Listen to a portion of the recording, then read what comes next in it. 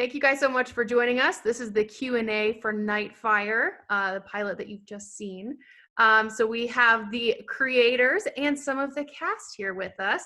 Brando, thank you so much for joining us, the writer-director. Garrett, cinematographer. We have two cast members in Bradley and Greg. Thank you guys for being here. Happy to be here. Thank you.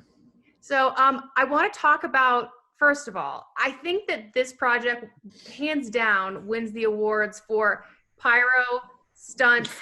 I mean, it's just, it blows away anything else in the action department at the festival. So I kind of want to talk about that. I mean, how did you pull all that stuff off without a big studio budget, honestly? I mean, it just looks so broadcast ready, so crisp, so clean, so put together. And I mean, so many questions on stunts. So can we start there, Brando? Sure. And I'm eager to ask, Garrett can talk about shooting those and for Greg and Bradley to have been exposed to it. But I think the pleasure of being to Italy is the understanding that there's a level of artistry, in regards to the special effects, not to be confused with the visual effects, where everybody, not only these things are handcrafted, but the way it all started is Brando in shorts in a summer in Rome, knocking on the laboratory of these special effects guys and telling them, it's a student project. We don't have a lot of money. And we literally, I had a list of everything we wanted to. And I was like, well, this is the money. So just stop me when we run out of money. And these guys were so game. I think every department was so game to, cut some corners just because they saw that there was a level of passion there. And the two departments we really didn't want to, sacrifice budget on, which I think is important for safety, as you said, stunts and special effects, and working with professionals who had been exposed to projects far larger than anything we could have imagined.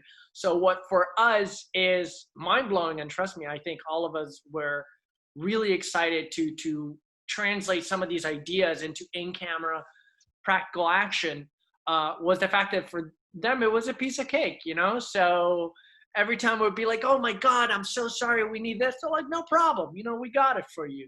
Yeah. And by sprinkling the action, I think through the course of the movie, it just generates this level of excitement. It's fantastic. And Bradley, I'm so sorry you got shot in a public square. Oh, that's fine. Yeah. I always have a twin brother that's coming back later. Brandon he hasn't written it. I was going to write it for him. I don't mind dying. It's actually, to be honest, it's a bit of a joke in my family. My family's always like, why are you always dying? And I was like, I don't know, maybe I don't look trustworthy, I guess. From the opening scene when you gave your speech and kind of took your glasses off, I was like, I'm going to watch that guy. He's not what he seems. But did you have, so where you shot in Rome, what was it like? Because the location. Oh, this is the fun you did thing. Shoot in Rome. We did not shoot in Rome, and I'll tell you something. Talking about challenging Imperial, we shot in my hometown, which is Verona, which is in the north between Milan and Venice. And I think for the longest time we had the title Verona, Italy in there, right?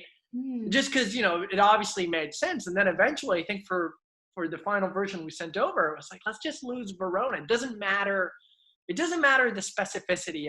I think by the emotion of being in Italy is far more important than the specifics of where we shot it. Yeah. But I do agree with you that Verona looks very much like Rome, which is why, again, the reason of we don't really define why we're in Italy, specifically out of all the countries or where in Italy we are, but it seems to work. And again, by connecting the dots, at least in your mind, we're in the most Italian place of Italy we could imagine, which is, as you mentioned, Rome. But I think Garrett can talk about too in regards to understanding the emotion and the scale. That's what I think we loved about the idea of using wide angles was being showing the location to people. The location was a character, and I think you did a phenomenal job showing that off, Garrett, because it was because of those wide shots and those establishing location shots. You could tell it was like, okay, we're not in Croatia and we're trying to cheat it and keeping it tight. It became a character in the story, which was really well done.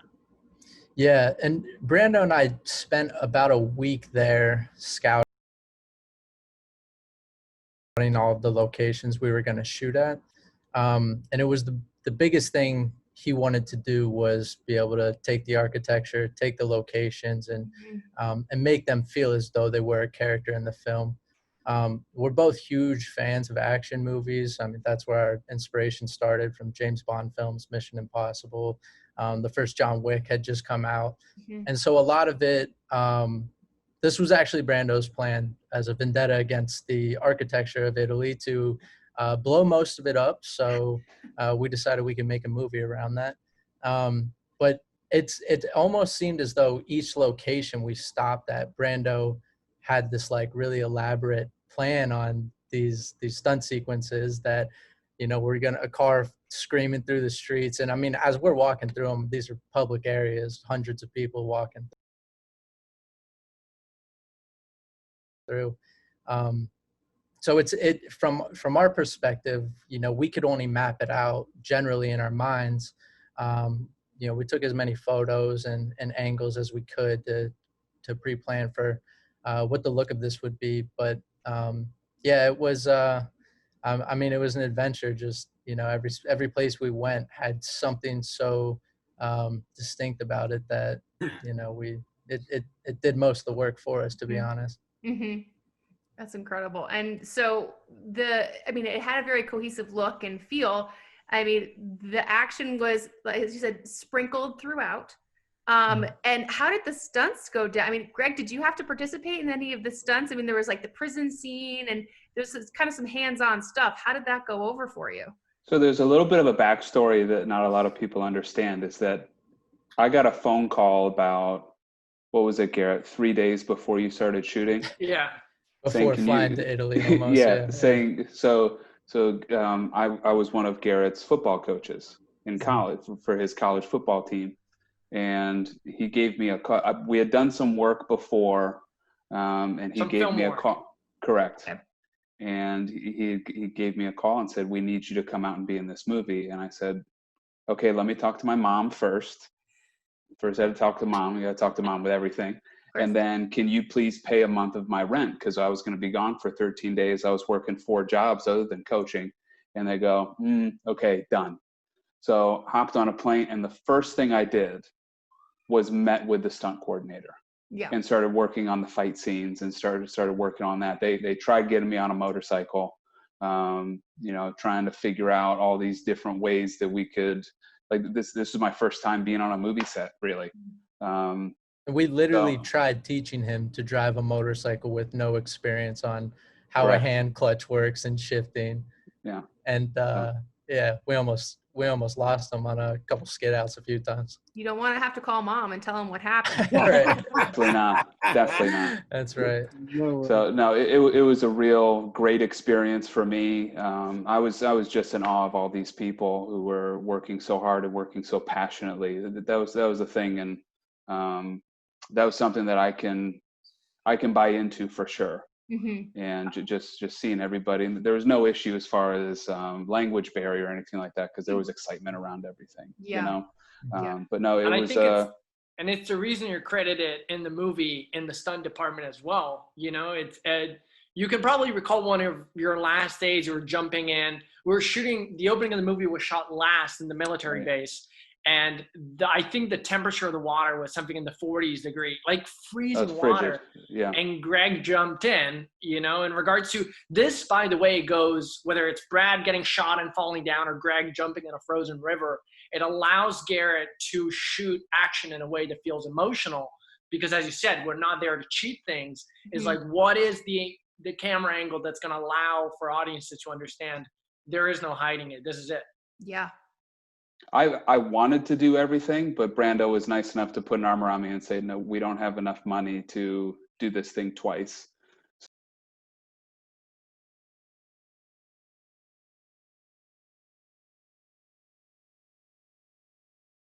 So as far as you jumping off of something that we're going to blow up, we're going to have the professionals do that. And I was like, "Oh, okay, fine. Well, if I can still jump into the river and come out of it, I'm going to do that." I was really excited about it. I think it was a good blend, and it was the fact that we only had about 12 days to really shoot the movie. And as it happens on far larger scales, if somebody gets hurt, there's no coming back for pickups. You know, there's no waiting around a couple of days. what we understood, which I think must have been exciting, because again, keep in mind, me and Garrett were still in college. There was an understanding, which for all of us was exciting, that by the time we were back from shooting Italy, this was shot over an equivalent of a winter break for students. We were going to have a full movie. There was no pickup. Like, that was going to be it. And I think it allowed for all of us to have a level of focus, knowing that, you know, we can't push days. We're going to have one chance at every single location to get every single scene. So there were no reshoots, no reshuffling of the schedule. Yeah. That's amazing. So, Brad, did you have 3 days notice too? Did you have to call your mom, or did you get a little bit more of a warning? Well, I mean, I had to call 7 days because I have to call my mom, but no, that had nothing really to do with me going. No, I had a little bit of warning because Brando had seen me in something else, and I don't even know the story, but we met up in New York, and then we had to do the suits and the whole deal there. But I think this I think this is quite funny because when he told me when he sent me the script, he told me he was going to do it, I was like, you're not going to be able to pull this off. But I was like, I don't know, I'm game. Let's see what we do. Let's go to Verona, right? So when I get there, Brando, correct me if I'm wrong, but wasn't it New Year's Eve? Yeah. So I got there on New Year's Eve, and he goes, you're not in your apartment yet. You're going to be in a hotel room for one night because your apartment's not open till tomorrow. And I was one block. What's the name of the main square? Piazza Bra. Piazza Bra. Piazza Bra. There you go. Yeah. So they have their big New Year's celebration there, right? So after dinner at Brando's lovely mother's house, since the theme is mothers today, we had a really nice dinner. It was wonderful. But then I end up back at this hotel, and then I have no idea that I'm literally staying right in where the big celebration, all of Verona, is. And I also have no idea that the stage, how many people go to this thing, Brando, down there? Thousands of people. I would say 50, I don't know, 50, there's a lot of people.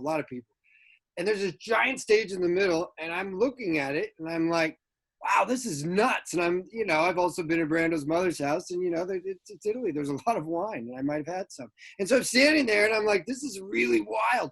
Not realizing that we were going to be filming on that stage the next day or the day after. Yeah. Which is where I was going to die. And I was literally, when I went out there the next day, and Brando's like, this is where we're shooting, I was like, what? How is this possible? This is like... And then literally that explains the entire shoot. Everything we would show up, and Greg, correct me if I'm wrong. And I mean, even for you, Gary, you probably had a little bit of a runway, but I kept constantly saying, how is this possible? How do you have access to all of this? I know. And it was amazing. And I mean, you can see, as you've already said more than once, like what they pulled off is really breathtaking. Really. And I mean, most of it is practical, and most of it is, the locations are probably even more beautiful than they look. I think I heard this amazing quote, Garrett. I remember you and I talking about the fact that James Wan talks about if casting is half of directing, then location is half of cinematography. And I think we went about building the movie in a way where, number one, the locations were dictating things because that's what makes it feel expensive and large. But at the same time, we engineered the storylines, listing all the things we had at our disposal. We knew that there was going to be a stage, and we simply asked the city hall to unmount it 2 days later. And I was like, well, we don't care. It doesn't cost us anything else.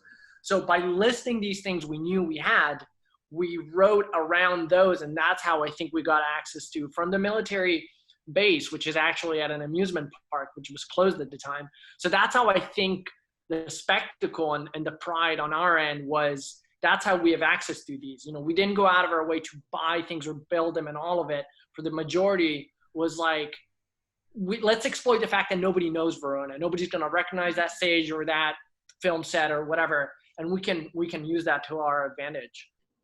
I mean, but also the whole time, go ahead. I'm sorry. No, I was the whole time. I can think, how did they do this? How did they get this talent? How did they get Dylan Baker? How are they doing all this pyro and these stunts? Like, my college project, I was in like a bar with like 3 people for the entire project. Let alone in Italy. It was incredible. But sorry, I didn't mean to cut you off, Garrett. Go ahead. I was going to tell you, we were in a bar every day that wasn't our project, so that's how we compensated for it. But I was going to say half of the weight pulled as far as set design and production did come from the locations.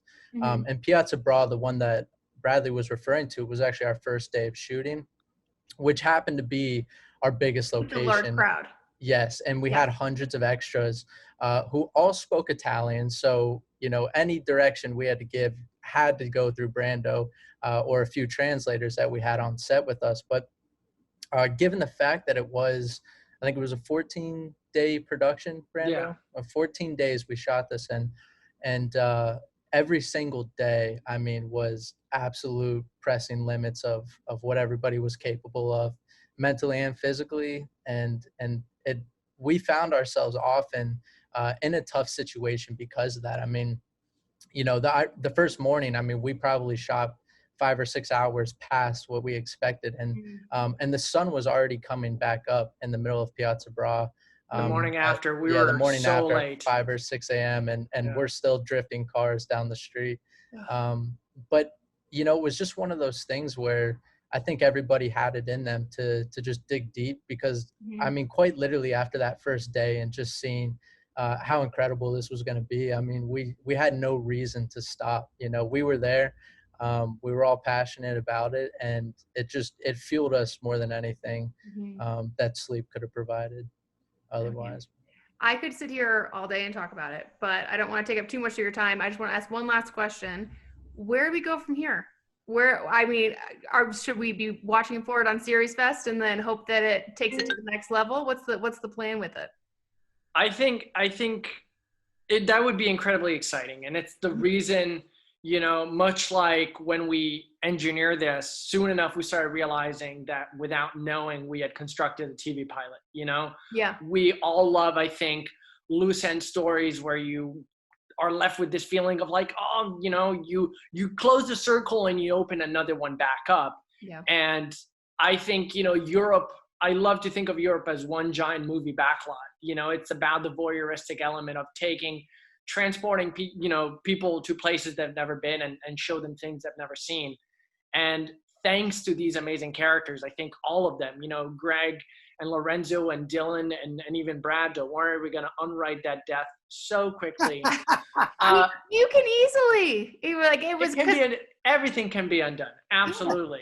But it would be exciting. And I definitely think that there's an appetite for these kind of, even thanks to Garrett's, you know, cinematography, the sense of classic filmmaking, this idea of all due respect, you know, but no shaky cam. It's just about, again, transporting the audience along with the characters and allowing the story to drift from country to country.